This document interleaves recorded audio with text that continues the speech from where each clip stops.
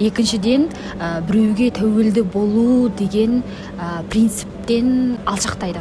Себебі өзі жасай алады да, жасап үйренеді, көзі ашылады. Үшіншіден, әрбір мұғалімде болады бір уақытты қызығынан немесе бір дүниелі жағдайлармен бір сатып алу.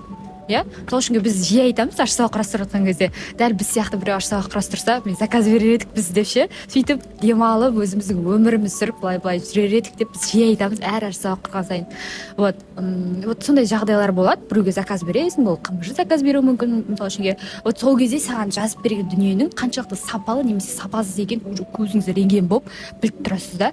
Көбінесе маған жаңағы КМЖ бойынша оқуға келген мұғалімдер айтады, ойла мен осыны көрсетіп жатады да, осындай КМЖ-ны мен мынандай ақшаға сатып алдым ғой, мынаның ішінде түк жоқ екен ғой, мынау уже ошибкаларын көріп жатады да, бір сөзбен айтқан қателерін, ненің не қай жері дұрыс емес екендігін, яғни көзіңіз ашып, ненің сапалы, ненің сапасыз екенін, ақшаңызды құр босқа шашпай, кәдімгідей сөйлей аласыз да за себя. Және де сонымен қатар сіздің сабағыңыз уже оқушыларға қызық бола бастайды. Уже оқушыларға қызық болса, қазіргі оқушыларды білесіздер, андай сөзді ұстамайды, айтады, бетіңе айтып тастайды да.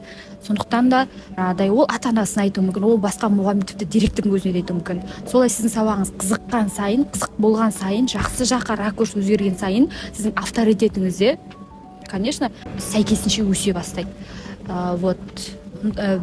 Бірақ үлкен но деген нәрсе бар.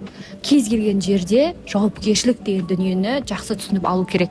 Біздің тараптан керемет қолдау болады, керемет түсіндіру, керемет жұмыс болады, керемет подход болады, бірақ жауапкершілікті сіз ала алуыңыз керек. Яғни мына жердегі дүниені сіз ары қарай жұтып бойыңызға дарыта алуыңыз керек. Осы нәрсені ұмытпаймыз.